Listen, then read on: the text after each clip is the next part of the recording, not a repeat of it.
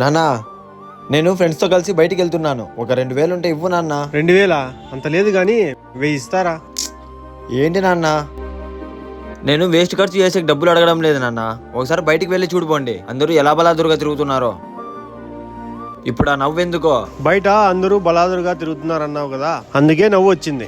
ఏమి, నేను నిజమే చెప్పా కదా. ఒక నిమిషం ఉండు.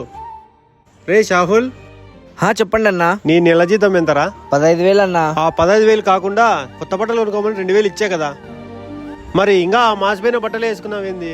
అన్నా అది ఇంకెలాగో పొద్దున్నుంచి షాప్లోనే పనిచేస్తున్నా కదన్నా, ఇంకా కొత్తవి ఎందుకని ఆ డబ్బులు ఇంట్లో ఖర్చుల కోసం అమ్మకి ఇచ్చేసానన్నా.